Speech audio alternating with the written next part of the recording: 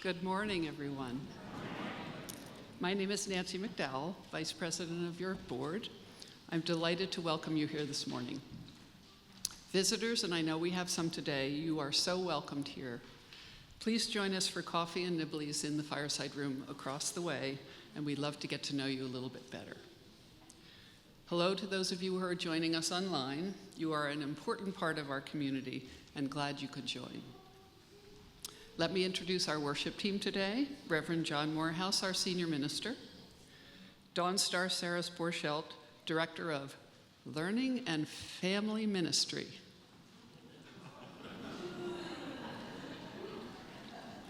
Our worship associate today is Chris Cavalieri.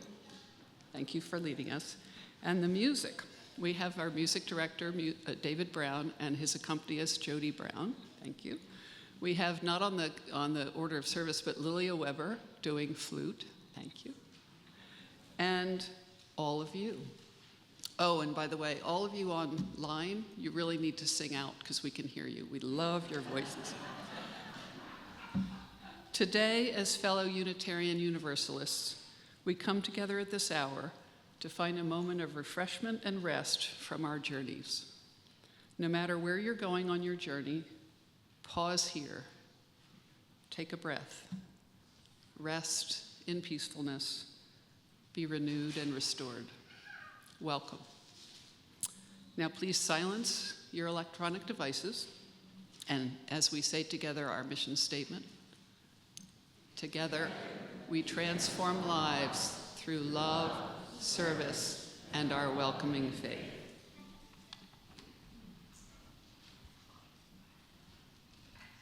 Please note that this morning's prelude, offertory, and postlude are all dance tunes.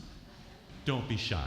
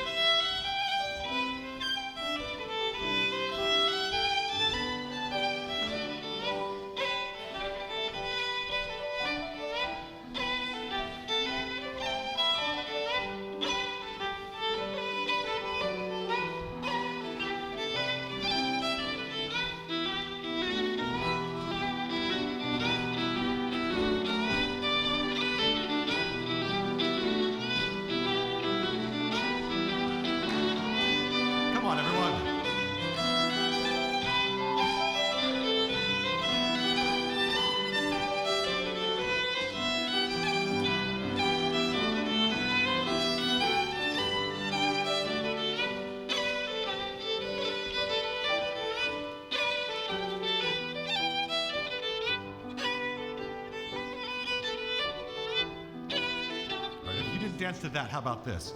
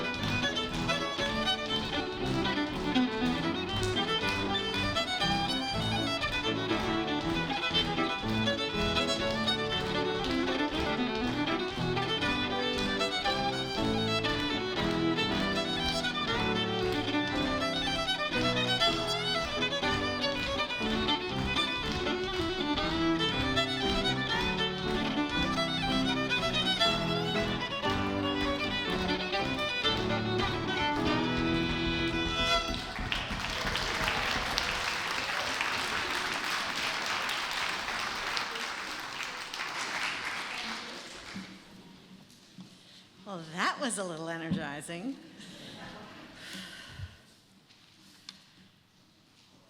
Our chalice lighting for today, the reading is called Why We Are Here. Why we're here. Here today. In this place. With these people. May we listen so that we can hear. May we hear so that we can feel. And may we feel so that we can know. And may we know so that we can change ourselves and the world. May this chalice we light our way.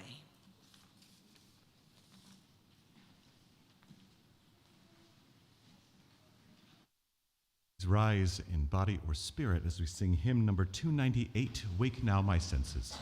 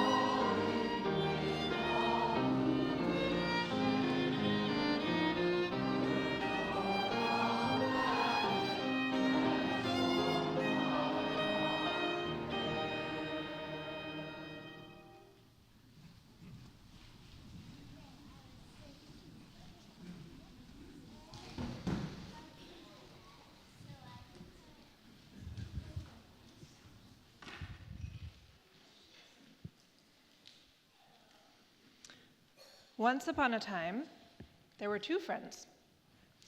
One was from the city, and one was from the country.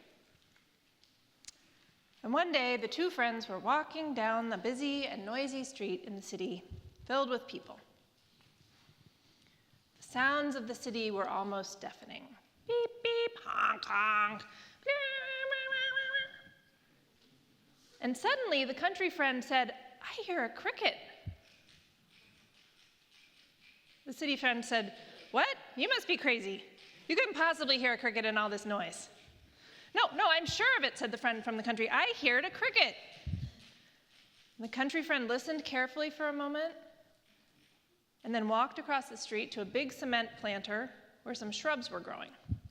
The city friend followed, and they looked into the bushes beneath the branches, and sure enough, there was a tiny cricket. cricket in its little heart out. In utter amazement, the city friend said, "That's incredible, you must have superhuman ears." "No," said the country friend, "my ears aren't any different than yours. It just depends on what you're listening for." The city friend replied, "There's just no way. I could never hear a cricket in all this noise." And the country friend simply replied, "It depends on what is really important to you. Here, let me show you." The country friend reached into their pocket, pulled out a coin, and dropped it on the sidewalk. Even with all the noise on the crowded street blaring in their ears, nearly every person within 20 feet noticed the sound of the coins and turned to look and see if it was their money that hit the pavement. "See what I mean?" said the country friend. "It just depends on what's important to you and what you're listening for." Thank you, David. And children and youth may go to their classes. We are gonna, if you are in 6th grade and up, well, if you're in 6th and 7th grade, you're going to your class on the 2nd floor. Youth, you're meeting for the Wheels Up. We're having biking, roller skates, rollerblades, and pizza on the back parking lot after the service. And you're invited, even if you didn't know that, you are invited. We're gonna inaugurate it. And then younger kids, we're gonna meet in the atrium to choose classes or send you to the African art class. That's starting today. What? My kid is making faces at me and I don't know why. Okay, let's go.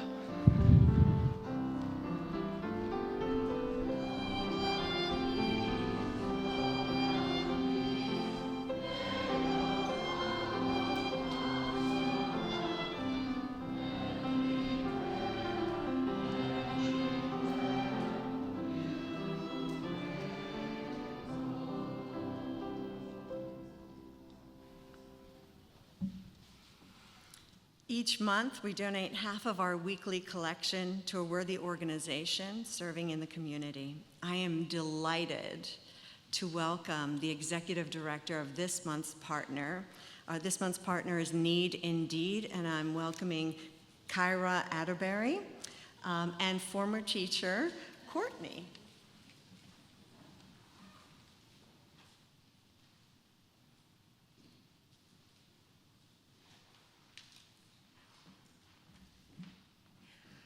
Good morning, everyone.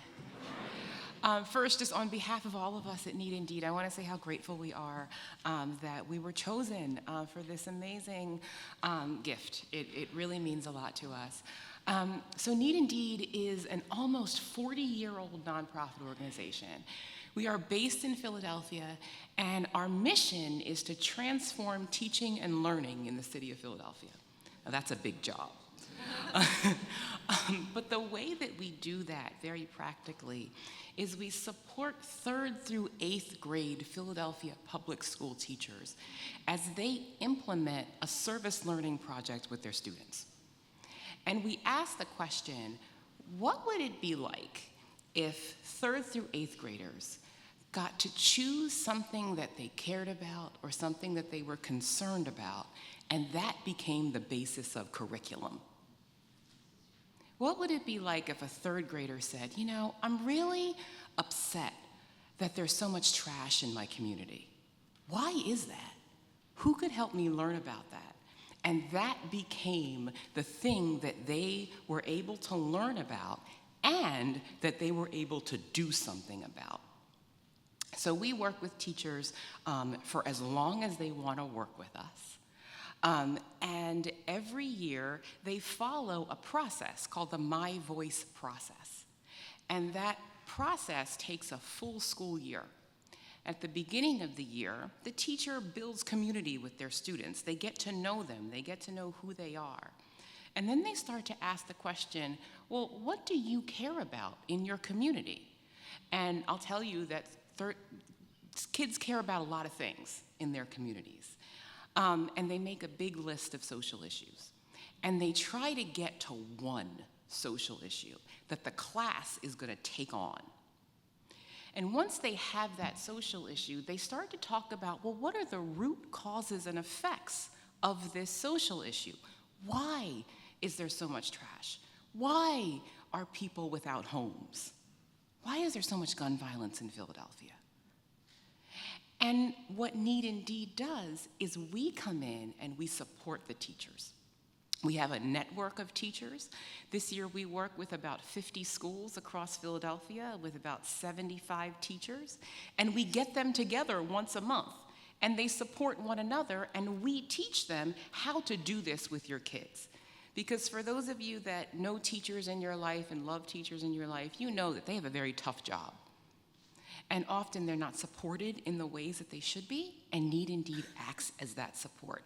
So we help them plan lessons with their kids. We help find resources, because oftentimes teachers don't have the time. You know, my kids want to talk about homelessness in Philadelphia. I don't know anything about homelessness, and I don't have time to look for those kinds of resources. Well, Need Indeed says, well, we do. And we will find articles and books and videos that the teachers can use in their classroom. And we also find people, and we call those people community partners. And those people come into the classroom and teach the students about what they want to know. They'll teach them about homelessness. They'll teach them about gun violence. And the kids will often ask, well, what can we do? And they'll provide ideas of what the kids can do, so that by the end of the school year, the teachers do an action, a civic action. Some of our kids go to Harrisburg and meet with their legislators. Some of our kids do assembly programs for their fellow classmates. Some of them create beautiful brochures that help other people in the community know about what they've done. And it's just this beautiful thing that you see students really saying, not only am I a part of this community, but I can actually make a difference in my community. And that's something that we hope will carry with them for the rest of their lives. And so, as I said, we work with teachers for many, many years, for as many years as they choose. And Courtney was a Need Indeed teacher for so many years, and we keep in touch with our teachers. And when she emailed me, you know, talking about this, that she nominated us, I mean, literally, I almost cried, because I've been at Need Indeed for 16 years. So I know so many of the teachers that have worked with us.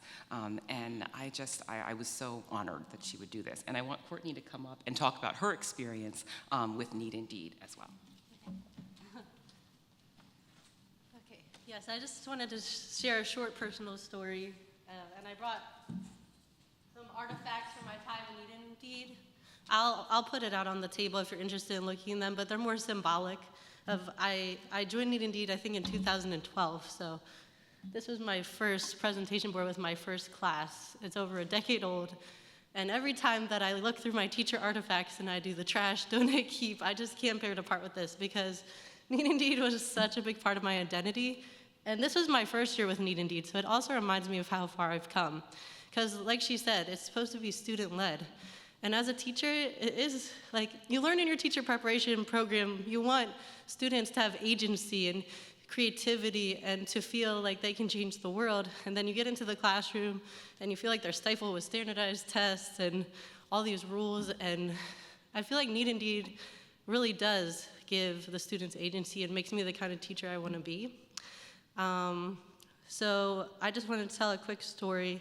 When I was getting to know, I taught multilingual learners, and when I was getting to know my class, the last year I did Need Indeed, a student shared that his dad was in jail when we were getting to know each other, and I never would have known that about him if I didn't do this program. And that was the social issue, injustice in the incarceration system that the students were so passionate about. Need Indeed helped us go on a field trip to the Eastern State Penitentiary, and we toured it, and they had a whole exhibit about injustice and incarceration, and the kids were amazed. So a kid that Harley wrote in his 4th grade classroom when I co-taught, I got them little reporter notebooks. He was taking pages of notes from the tour. So I love this organization so much.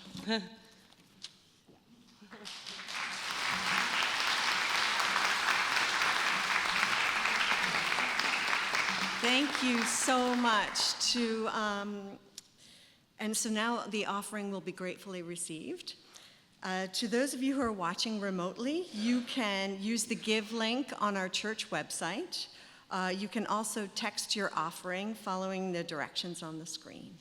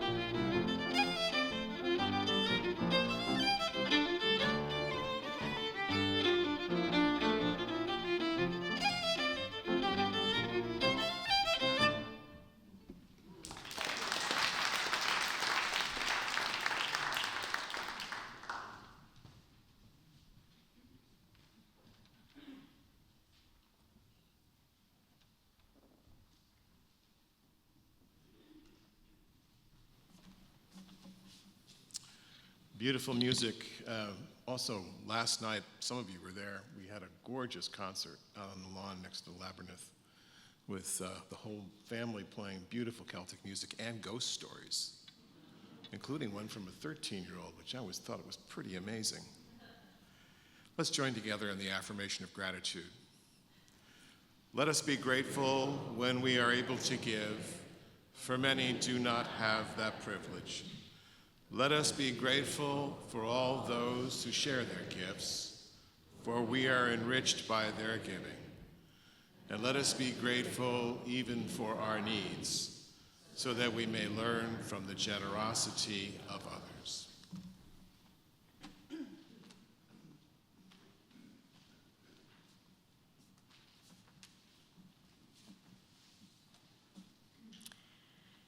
Candles of Community is our ritual of personal support and sharing. After each candle is lit, please join me in saying, "We hold you in our hearts."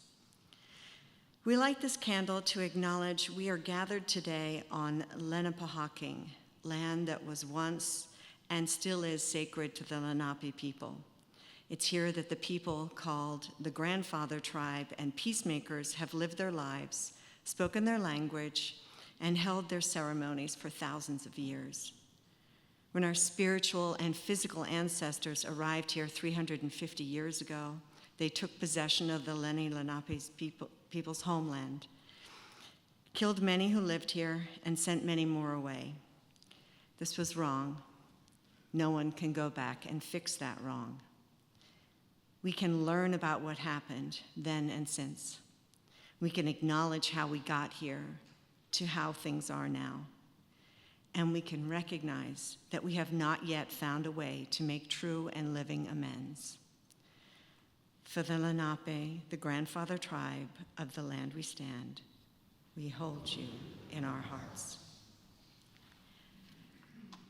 We light a candle of support and concern at the request of Tracy Simpson. The candle is for her dad, Stuart Millman, who will be having outpatient surgery on Wednesday. For Stuart, we hold you in our hearts. And we light a candle of concern at the request of so many for Jean Ransbottom, who continues to make daily progress after being admitted to Bryn Mawr this past Tuesday. He very much appreciates your concerns, but for now would prefer that you hold your phone calls until he's up to speaking with the so many folks who have reached out. For Jean, we hold you in our hearts.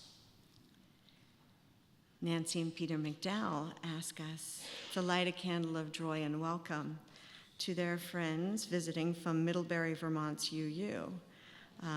They're here, staying with them to canvass in Bucks County.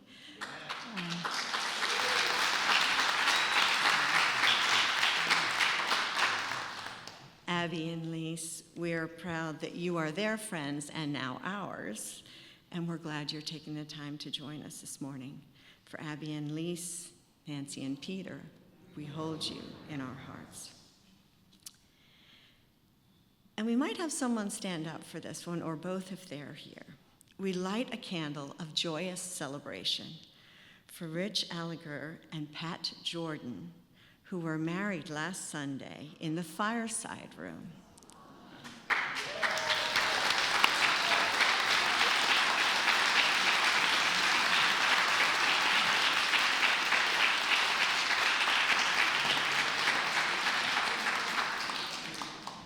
Together for more than 35 years, the wedding planning didn't take long. After Rich's proposal, Pat asked, well, when do you want to do it? And his response was, now. So 5 days later, in the loveliest wedding we could have hoped for, with Pat's daughter, granddaughter, sister, and longtime friend in attendance, they were joined in matrimony. Pat and Rich share their gratitude for the beautiful ceremony to Reverend John's effective readings and to Frances, who became the Jill of all work needed at the last moment. For Rich and Pat, we hold you and your joyous union in our hearts. And for all those joys and sorrows that are too difficult to voice or too deep to share, we light a candle. We hold you in our hearts.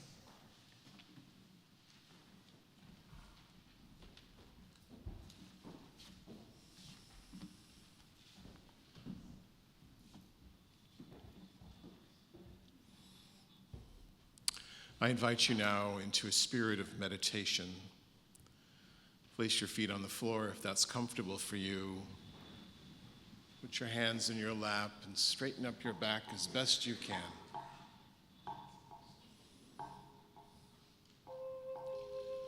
Let us breathe in the air of this precious planet and breathe out. We who are here are part of a great circle, a circle of humanity that is also one with the circle of all living things. In the quietness of our hearts, let us feel that connection, the interconnection of all living beings.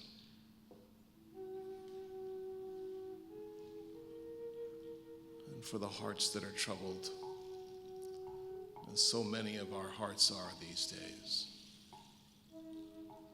let us feel the companionship and love and spirit of the people around us here, joined together in person and virtually. Hold that peace for just a moment.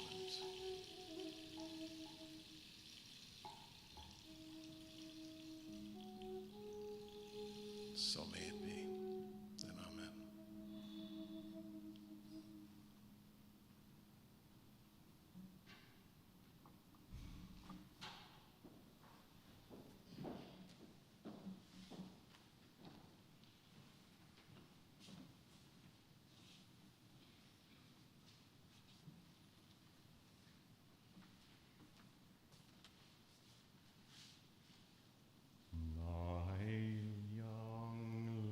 said to me, my mother won't mind, and my father won't slight you for your lack of kind. And she stepped away from me, and this she did say, it will not be long, love, till our wedding day. Ooh.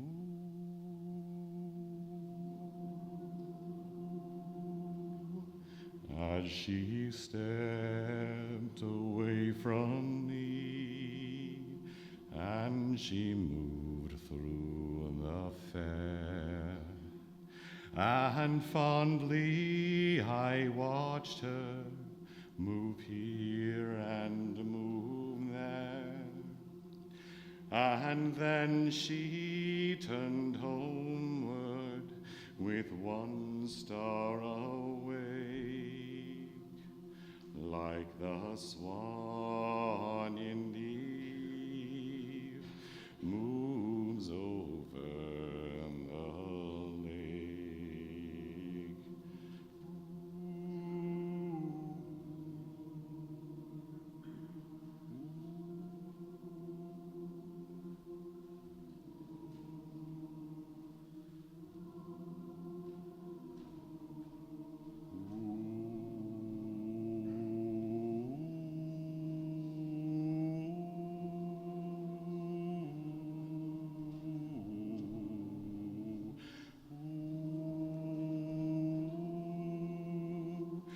The people did say no two were wed, but one had a sorrow that never was said. As I smiled as she passed, with her goods and her gear, and that was the last that I saw of my dear.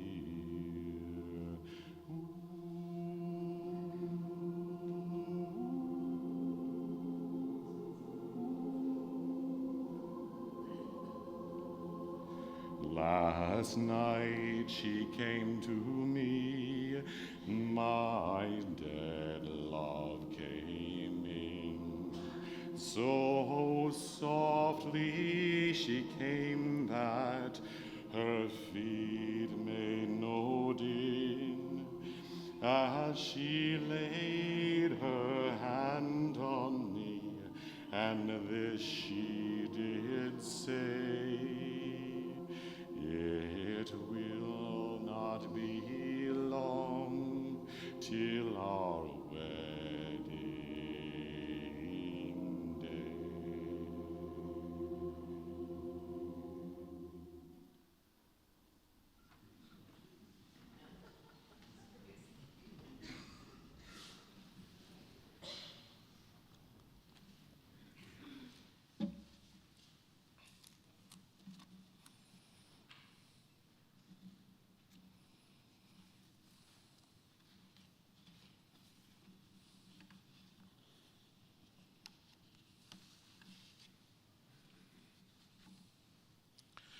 I went to high school not far from here in New Hope, Pennsylvania. As a matter of fact, my first driver's license was from PA.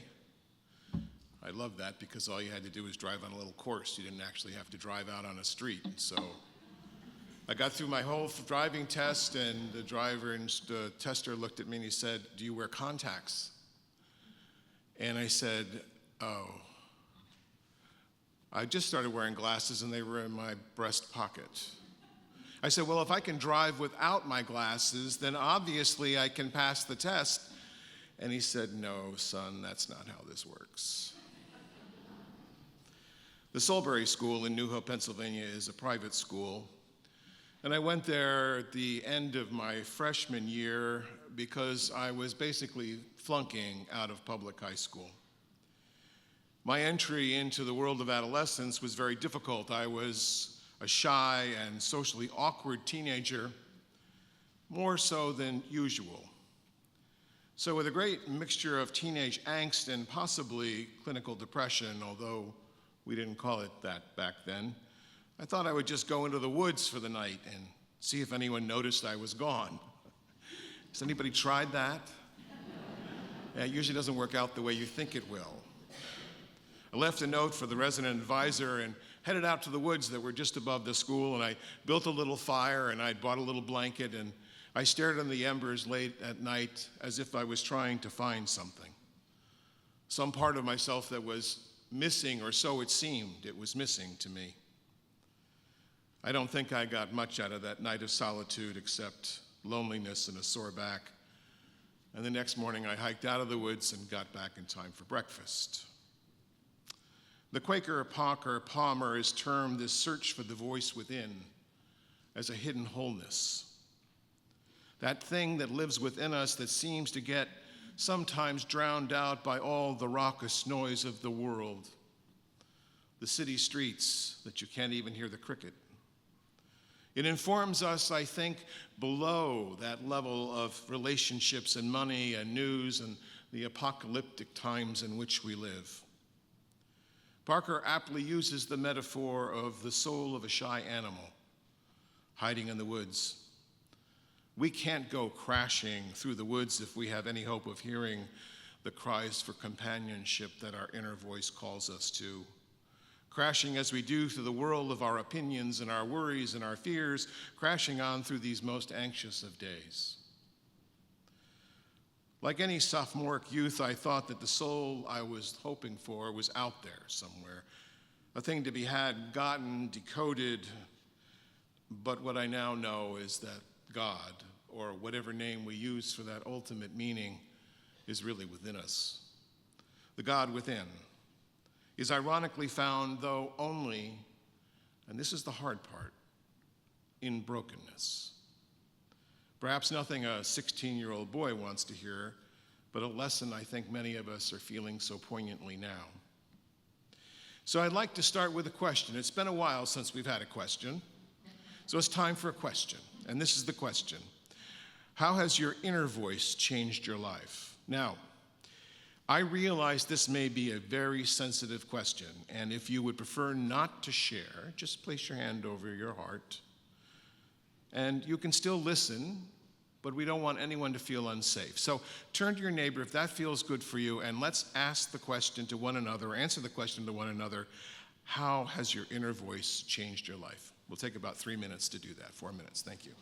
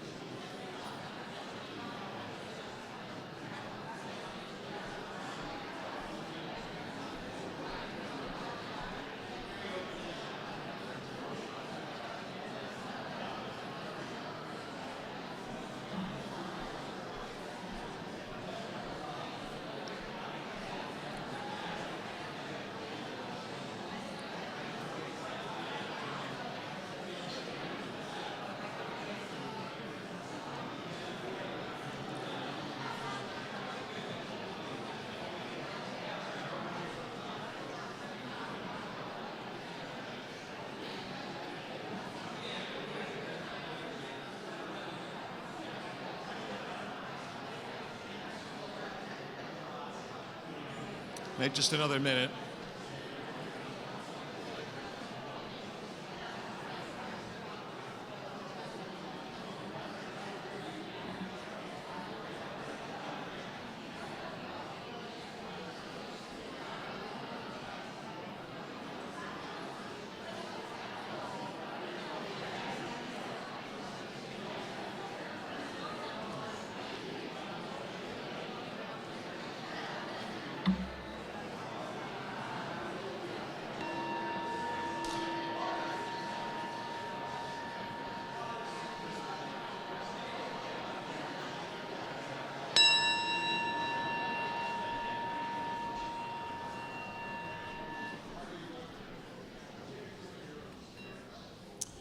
I always worry you're not going to have anything to say to one another, but that doesn't ever seem to be the case.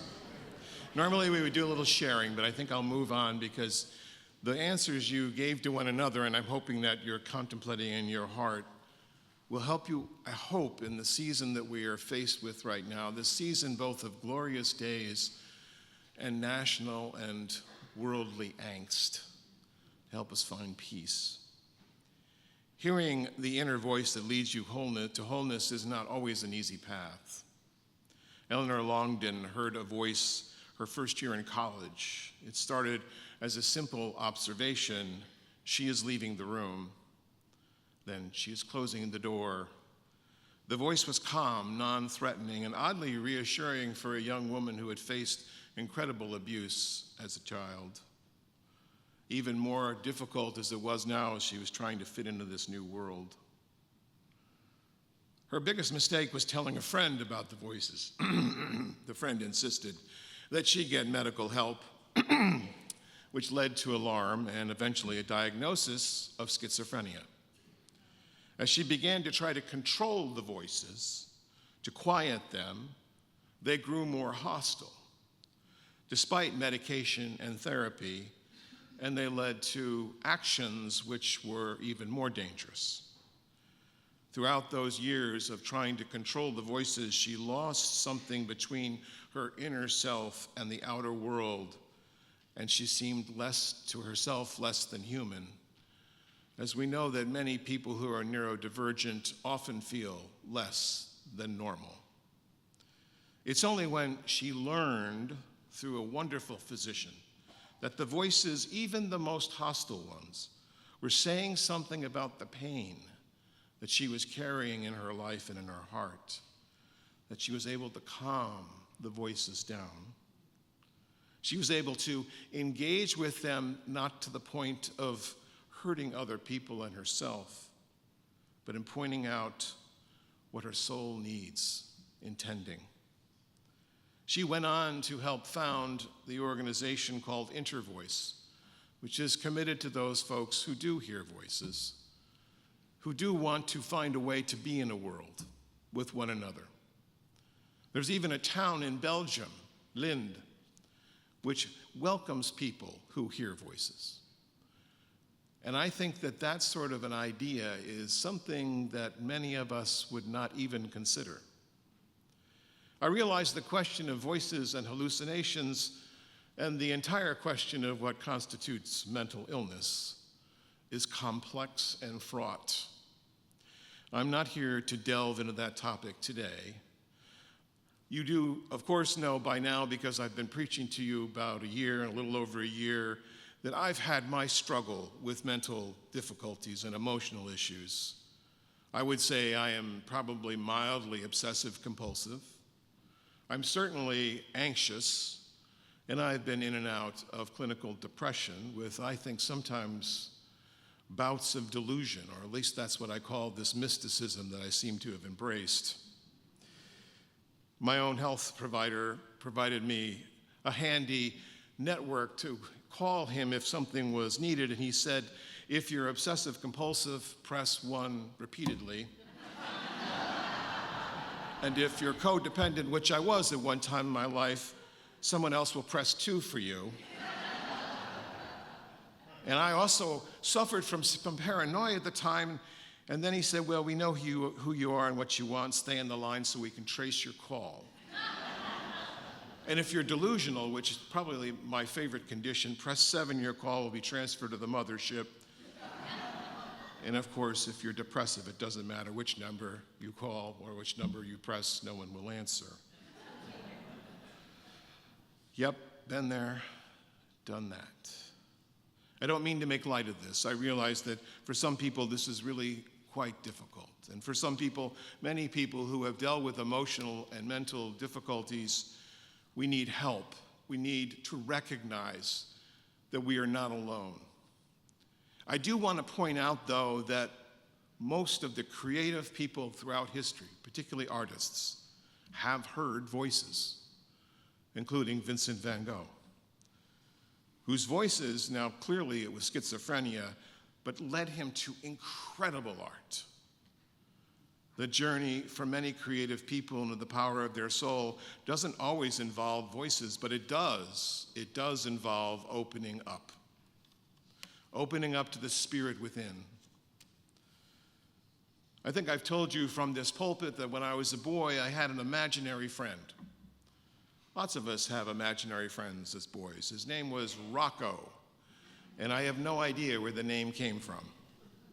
We'd carry on the most incredible conversations with myself, and he became for me a rather willing partner in a world that seemed very unfriendly.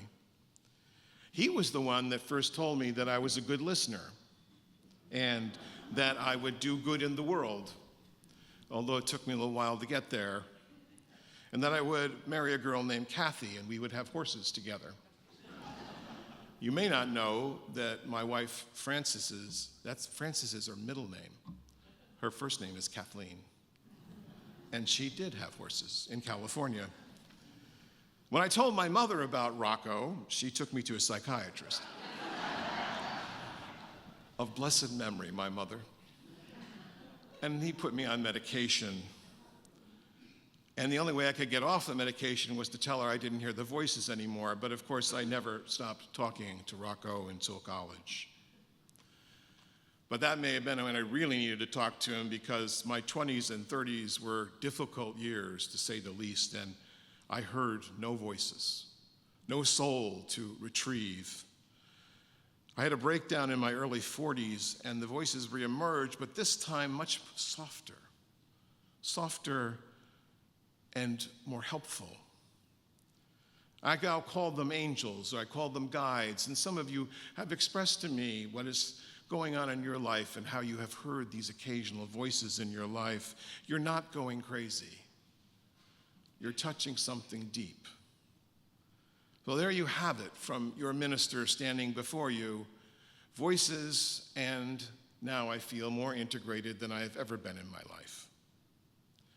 Mark Nepo writes that the truth is that once we're turned inside out by experience, we are open to the life of others and challenged to enter the endless river of feeling.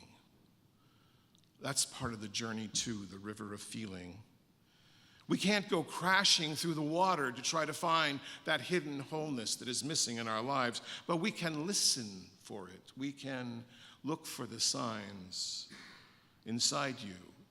You, me, the imperfect, you, the incomplete, you, the less than we hoped for, you, me, all of us. And here's a hint.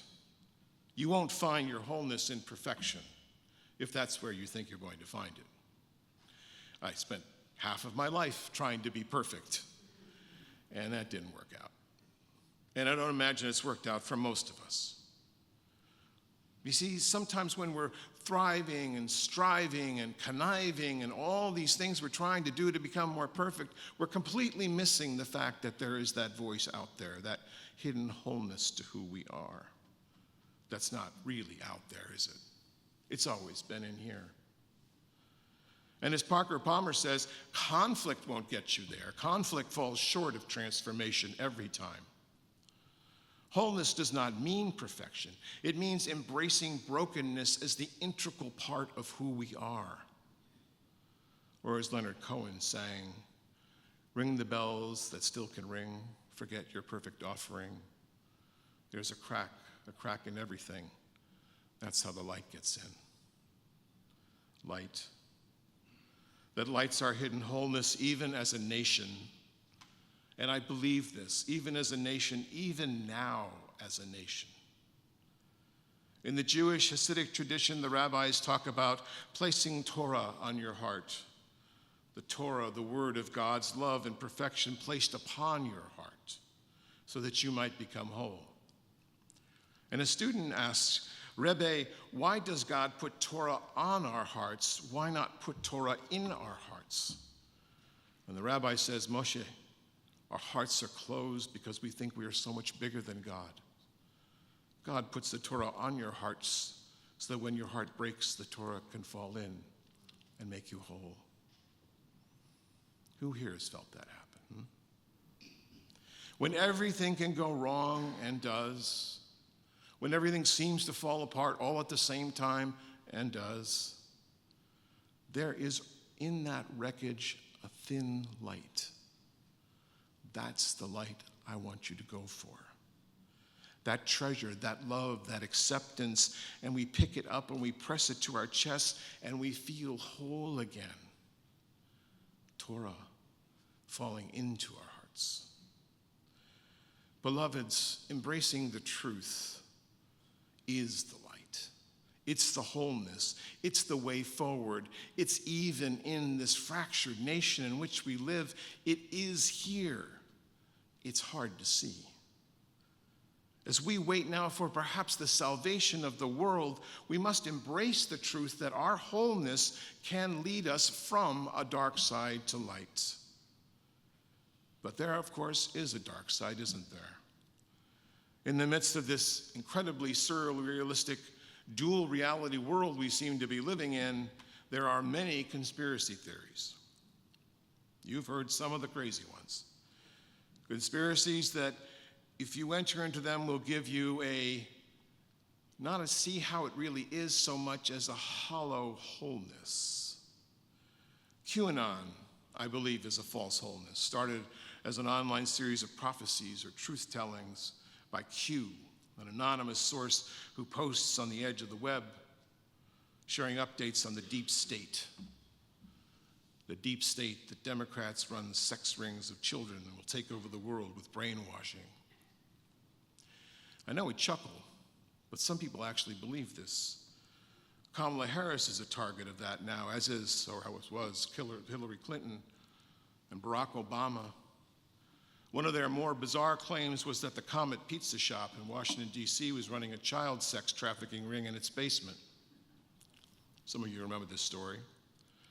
When a Q follower stormed the shop with his automatic weapon, he found no such ring. The building didn't even have a basement. When he realized his mistake, he put down his gun and put his hands over his head and waited for the police. Now that seems pretty tame today, doesn't it? With outright lies just continually swirling around us, how are we supposed to find the hidden wholeness in our own hearts, or even in the hearts of those we love, in the community here, in this community at large? Where is that wholeness? You can search for it outside of yourself, and sometimes you find little hints of it. I don't know if it's MSNBC or the pursuit of money, but we will find our hidden wholeness when we hear the voices of our better angels and we welcome them into our hearts. This is less about how we got into the mess and more about how we're going to get out of it. Next Saturday, right here, we will be holding what we're calling a resilience retreat. Everyone is welcome, lunch is provided. We'll hear about and practice strategies to find the calm voice within, to find a way to get through these next 3 weeks, to return to the wholeness that is ours. I hope you will register, go online. Because, friends, transformation comes in when we quiet ourselves, and the light we have is found inside the heart, in the midst of the apocalypse, the sudden changing of the world. Me, you, all of us can hear the song of our souls and build and make a more beautiful world than we have ever seen before.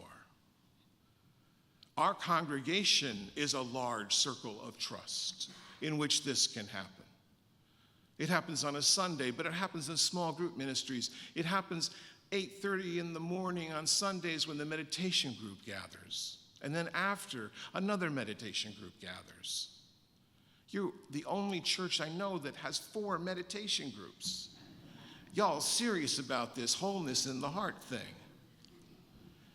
And we will find it, perhaps individually, but it will be a community of souls together, a circle that brings the inner and better soul from our woundedness to our wholeness.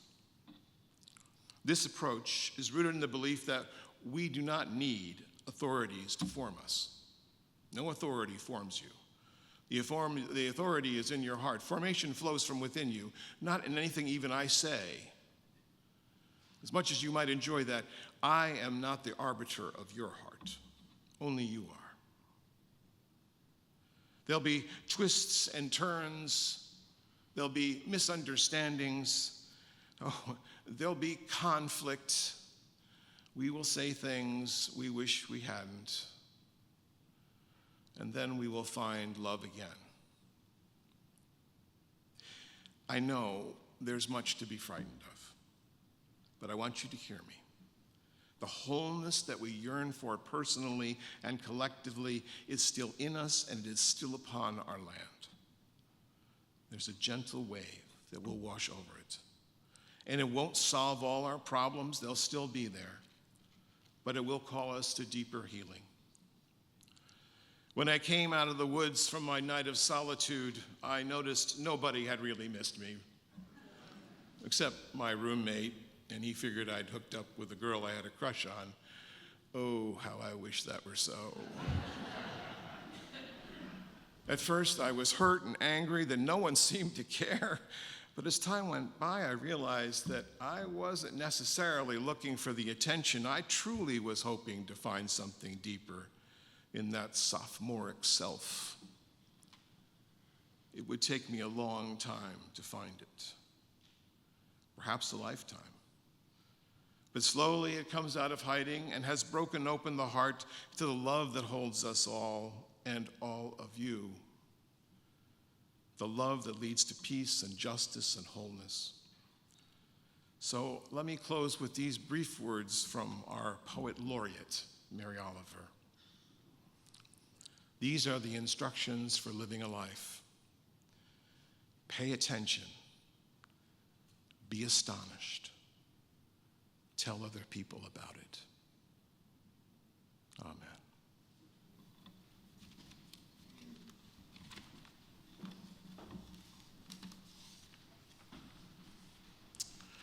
Please rise in body or spirit as we sing our closing hymn, Where My Free Spirit Onward Leads.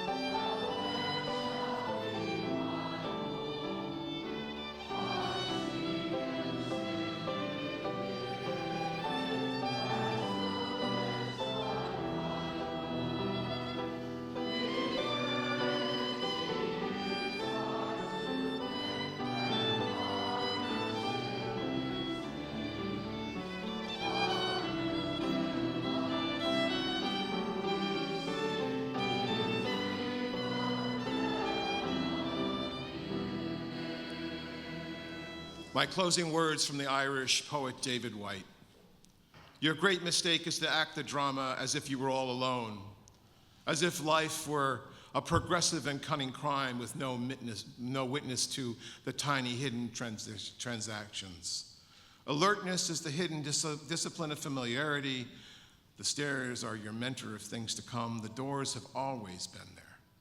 Put down the weight of your aloneness and ease into the conversation. The kettle is singing even as it pours you a drink. The cooking pots have left their arrogant aloofness, and they've seen the good in you at last. Everything is waiting for you. Please be seated for the postlude.